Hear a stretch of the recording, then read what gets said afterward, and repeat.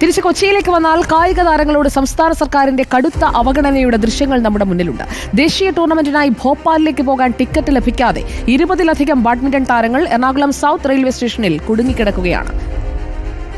ഇന്നിവിടെ 1:25 ട്രെയിൻ ഉണ്ടെന്ന് പറഞ്ഞ് നമ്മളെല്ലാവരും 11:30 എത്തിയപ്പോൾ മാനേജർ പറഞ്ഞു 2 ടിക്കറ്റ് മാത്രമേ കൺഫേം ആയിട്ടുള്ളൂ.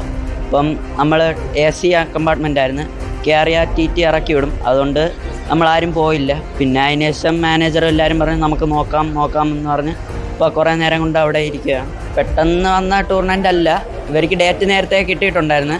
ഈ സ്കൂൾസ് ക്യാമ്പ് ഉണ്ടായിരുന്നു, ആ സമയത്ത് ഇവരും പറഞ്ഞായിരുന്നു വെയിറ്റിംഗ് ലിസ്റ്റാണ്, പോണ സമയത്ത് ഇത് ശരിയാവും എന്ന് പറഞ്ഞു. അപ്പം നമ്മളെല്ലാം റെഡിയായി വന്നു, ഇപ്പം പോകാൻ പറ്റില്ല. എന്നാണ് മത്സരം? 17-ാം തീയതി, 16-ാം തീയതി റിപ്പോർട്ട് ചെയ്യണം ഞങ്ങൾക്ക്.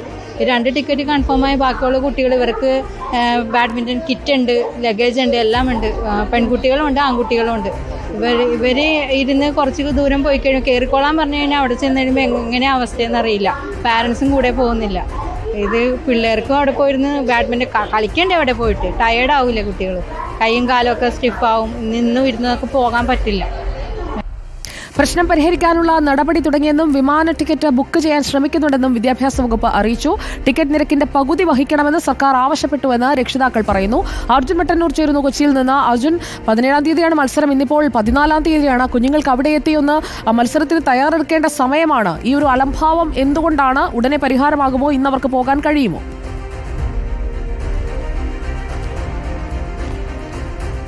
സുജിയ, ദൗർഭാഗ്യകരം എന്ന് തന്നെ പറയേണ്ടി വരും. അതായത് 9, 10, +1 ക്ലാസ്സുകളിൽപ്പെട്ട ആൺകുട്ടികളും പെൺകുട്ടികളും അടങ്ങുന്ന കായിക താരങ്ങൾക്കാണ് ഇത്തരം ഒരു അവഗണന നേരിടേണ്ടി വന്നത്. മധ്യപ്രദേശിലെ നർമ്മദാപുരം എന്ന സ്ഥലത്ത് സ്കൂൾ മീറ്റ് നടക്കുകയാണ്, ദേശീയ സ്കൂൾ മീറ്റാണ്. ഈ സ്കൂൾ മീറ്റിൽ പങ്കെടുക്കേണ്ട ബാഡ്മിൻ്റൺ താരങ്ങളാണ് ഇത്തരത്തിൽ ഇന്ന് പോകാൻ വേണ്ടി എറണാകുളം റെയിൽവേ സ്റ്റേഷനിലേക്ക് എത്തിയത്. എറണാകുളത്തു നിന്നും തൃശ്ശൂരിൽ നിന്നും കോഴിക്കോട് നിന്നും ഒക്കെ തന്നെ ഈ ട്രെയിനിൽ, അതായത് എറണാകുളം നിസാമുദ്ദീൻ മംഗള എക്സ്പ്രസ് ട്രെയിനിൽ കയറാൻ വേണ്ടിയാണ് ഇവരോട് ആവശ്യപ്പെട്ടത്. ഇതിൻ്റെ ഭാഗമായി ഈ കുട്ടികളും രക്ഷിതാക്കളും അടങ്ങുന്ന സംഘം ഈ റെയിൽവേ സ്റ്റേഷനിലെത്തി. പക്ഷേ അപ്പോഴാണ് ഈ ടിക്കറ്റ് കൺഫേം അല്ല എന്ന വിവരം അറിഞ്ഞത്. തുടർന്ന് TTRോട് സംസാരിച്ചെങ്കിൽ പോലും AC ടിക്കറ്റായിരുന്നു ഇവർ ബുക്ക് ചെയ്തത്, സർക്കാർ ഇവർക്ക് വേണ്ടി ബുക്ക് ചെയ്തത്.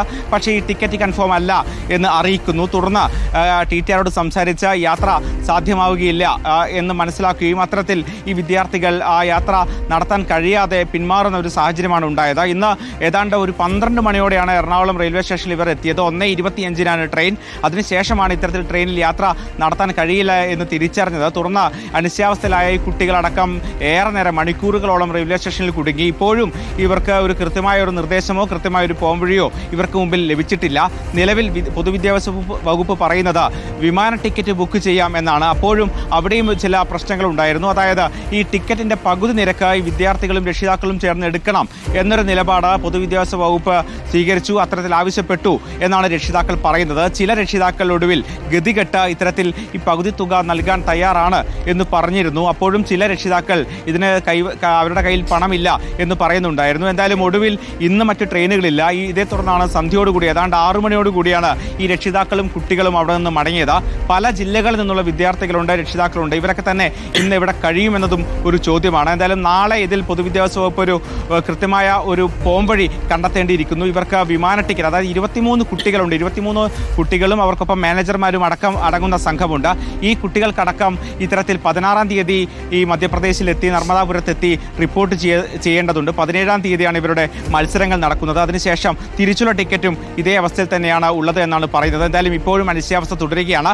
കൃത്യമായ ഒരു മറുപടി പൊതുവിദ്യാഭ്യാസ വകുപ്പ് ഔദ്യോഗികമായി നൽകുന്നുമില്ല. വിദ്യാർത്ഥികൾ വലിയ ആശങ്കയിലാണ്, രക്ഷിതാക്കളും.